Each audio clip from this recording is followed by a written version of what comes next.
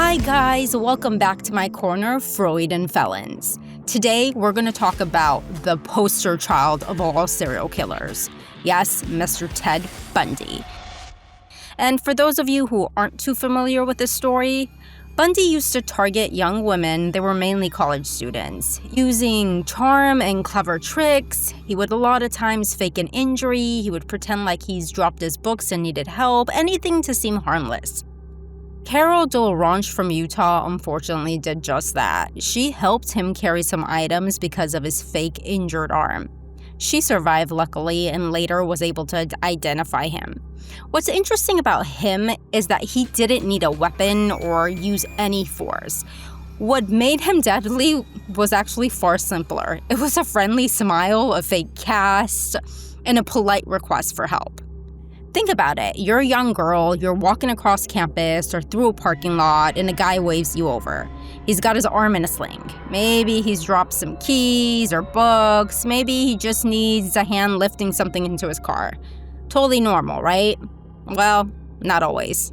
That tiny act of kindness is exactly what Bundy counted on, using charm and fake vulnerability to lure women straight into danger. And he wasn't the only one.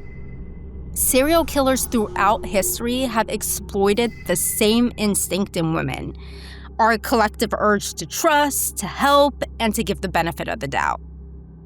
Here's what's really chilling. From the time we're really little, women are drilled with this basic rule: never, ever get into a car with a stranger. And yet, these women did it anyways. Why? Was it his charm, his good looks, or just social conditioning to be nice? I mean, decades later, one question still chills me, and that is, why did women voluntarily get into a car with him? We're about to unpack why even the smartest, most capable women sometimes override their gut feelings and instincts and step straight into danger. So, what gives? Why would someone step into a situation that might set off every alarm in their brain? In Bundy's case, did the victims want to be helpful, or maybe they just didn't want to say no or risk being rude?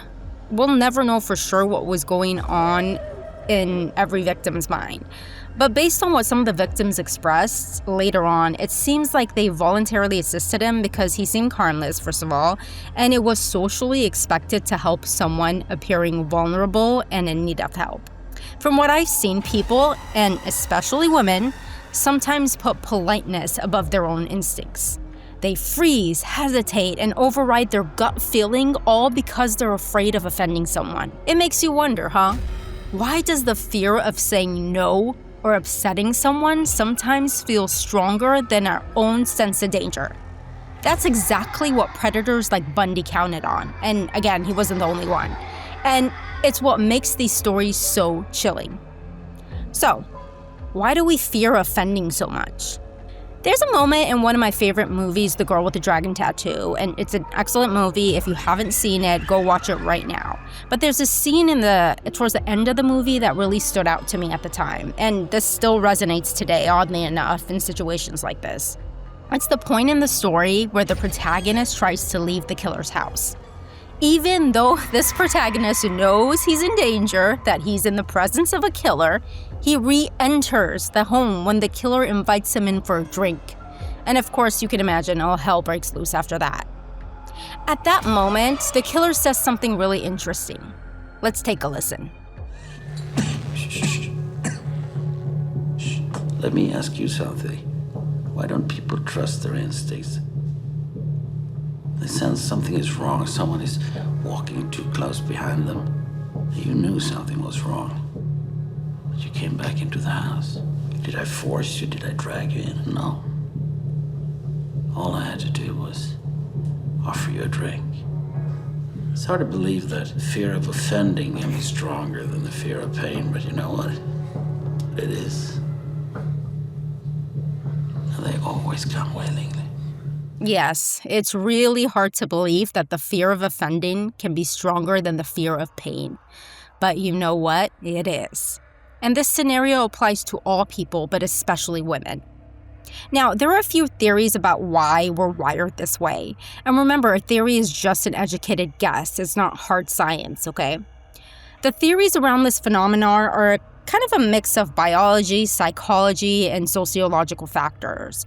But I'm going to start with the most common theory that really, I think, ties more in the way we're biologically wired. And that's the safety theory. So remember, obviously, men are on average physically stronger. Throughout history, they have been and they will always will be. And women were wired to avoid direct confrontation with men to reduce the risk of being injured by them. Think about it. For most of human history, men had the bigger edge. They had bigger muscles, they had denser bones, and overall just more testosterone wasn't around. Women, well, we're a little bit different. Instead of looking for a fight, women were wired to avoid conflict, and for a very good reason. I mean, picture early human society. Throwing hands wasn't just a metaphor. A fight could actually cost you your life. Women, especially those who were pregnant or they were caring for young children, just didn't have the luxury of throwing it down. How do you go toe-to-toe when you're carrying a baby, you're breastfeeding, or you're keeping your toddler from eating rocks? You can't, right? Women historically were more vulnerable in physical confrontations, and they evolved to be more agreeable, cooperative, softer, and in general non-confrontational as a survival strategy. Staying polite minimized risk, and it kept both themselves and their children safer. So politeness isn't just manners. To me, it's biology. And it wasn't just about protecting themselves. It was about preserving the future. Because one injury, one misstep, and the chance of surviving plummeted. Survival here meant running, avoiding, and outsmarting any threat they came by. Confrontation wasn't just risky for one person, it could impact an entire lineage. And, forget law enforcement. There was no calling the police, there was no calling for backup. No, let's talk it out over coffee. Drama oftentimes meant a rock to the face.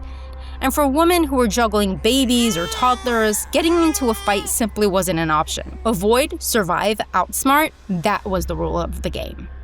Now, fast forward to modern times, and those instincts are still with us. Predators like Ted Bundy knew exactly how to exploit them. He relied on women's natural conditioning being overdriven by the need to be polite, helpful, or accommodating. That tiny moment of hesitation, guys, that split-second decision to say yes instead of trusting your gut, that becomes the perfect bait. Understanding these instincts helps explain how somebody can ignore red flags even when danger is staring them in the face.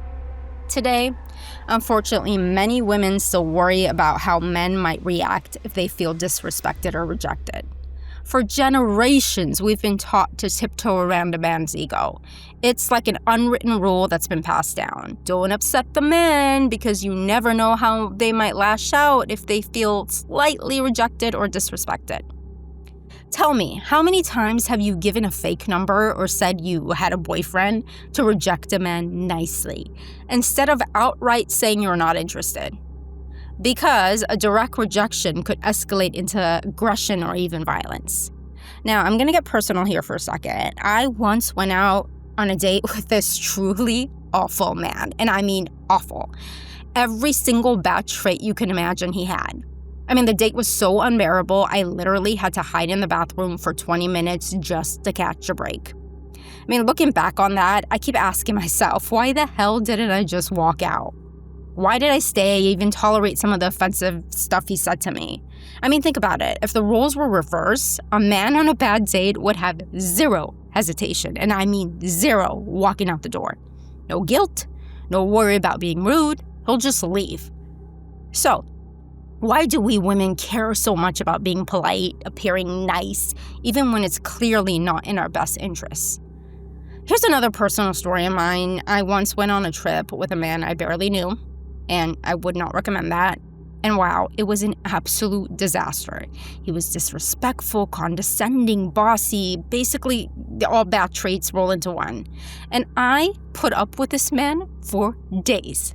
I think on day 3 or 4, when he was taking a shower, I packed up all my stuff, snuck out of that place and into my friend's place.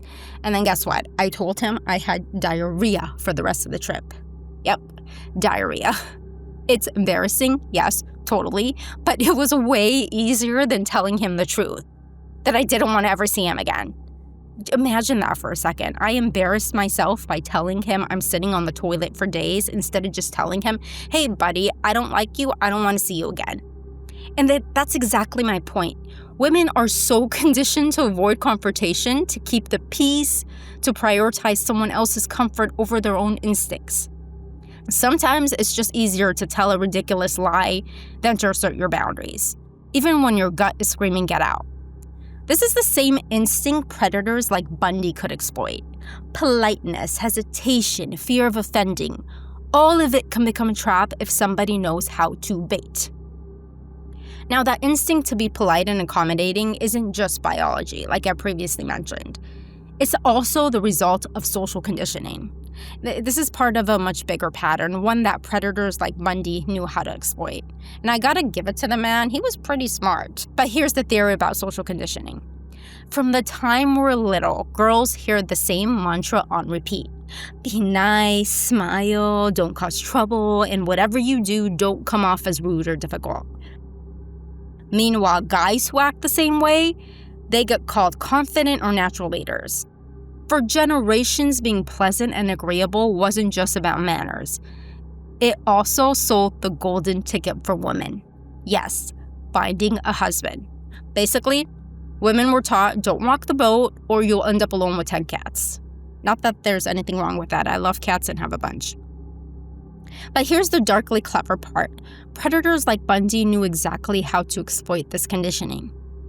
He'd hobble over with a fake cast, drop his books, and say, hey, can you give me a hand? And boom, the trap was set. Saying no for this woman might have felt riskier than just saying yes. And nobody wants to be the jerk ignoring the poor guy in an arm cast. Bundy weaponized politeness, turning being nice into the perfect bait.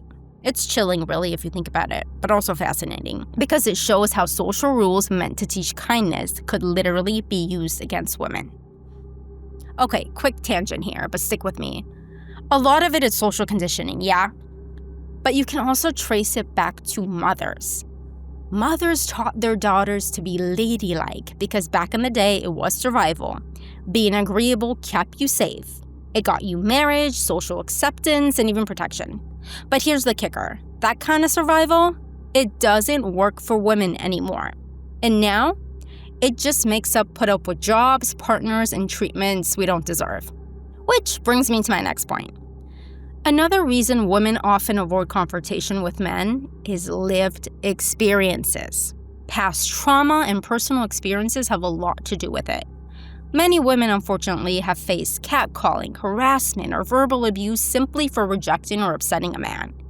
Even if, as a woman, you haven't experienced it firsthand, you've likely heard a story from another woman about being catcalled or harassed. So the fear is very real. And let me be clear, women don't fear offending men because we're naturally just timid creatures. They fear it because history, personal experience, and society have shown them that the consequences can be serious. And I don't want to generalize here and say all men can't handle rejection and disagreement, because that's not the case at all. Many of them handle it very well, and a lot of them handle it better than women. But too many react with anger and entitlement and even violence, making women feel like they have to constantly walk on eggshells. This is what a lot of times goes through a woman's head. Someone makes you uncomfortable, your gut is screaming, get me out of here, but politeness whispers, don't make it weird, don't be rude, don't overreact. So what do? You stay, you smile, you soften. And that's exactly when danger can slip in, because your boundaries get silenced by your training to be nice. Excessive politeness can keep you stuck in sketchy situations. You know the thoughts. I don't want to be rude and just walk out, or they'll think I'm overreacting, or my own personal favorite, I'll hurt their feelings if I leave now. So instead, you stay, you smile, you nod, and you slowly regret all your life choices. Well, newsflash, being rude won't kill you, but staying silent at the wrong moment, yep, that just might. So remember, girls, gut wisdom is survival, and politeness, well, it can shut it all down. And let me tell you, this way of thinking, this excessive politeness can signal and scream vulnerability to predators. Being overtly polite can show a reluctance to speak up, a fear of conflict, or a need to be liked. Those things are not good. It doesn't mean, though, that someone is weak. It just means they're trained to put others' comfort above their own safety and their own comfort. And sadly, that's what can make them an easy target. And let's be real, moms. You need to stop teaching your daughters to be ladylike, polite, calm, and well-behaved. That version of good behavior, it doesn't protect women anymore. It just holds them back. So mothers, here's what you should be teaching your daughters from a very young age. Use your voice even if it shakes. Say no without 1,000 apologies, because we know women like to apologize over and over again for something they didn't do wrong. If helping a man in a cast makes you uncomfortable, don't do it. Call for help if you need to, but put your own safety and comfort first, even if it means looking like a jerk. Remember, a firm, direct, unapologetic no can stop danger before it even starts. Be direct. Remember, clear is kind and polite confusion isn't. Soft, vague, overtly polite refusals aren't boundaries. And to someone who doesn't care about your comfort, well, that will be a green light for them to keep pushing on. Ladies, it's time to stop overdoing politeness. And I'm not saying be rude or reckless, but it's about unhooking from the kind of politeness that teaches us to smile through discomfort, say yes when we mean no, and value being liked over being respected. Start practicing assertiveness. Avoiding offense? Well, most of the time it's really just avoiding awkwardness, tension, or rejection. You gotta practice at it. And the more you face those feelings, the stronger, sharper, and more resilient you become. And ladies, remember, no is a complete sentence. I hope you liked this episode and you got a little bit of insight into why victims sometimes do the things they do. I know victim blaming tends to be something people do. It's awful, but it does happen. And I think this podcast might shed a little bit of light why some women have put themselves in scenarios that to an outsider, you would be like, well, why the hell did you do that? But it's how we're wired. It's our biology. And we have to, from this point on, work every day to try to counter that, or else we risk our safety. Have a good day.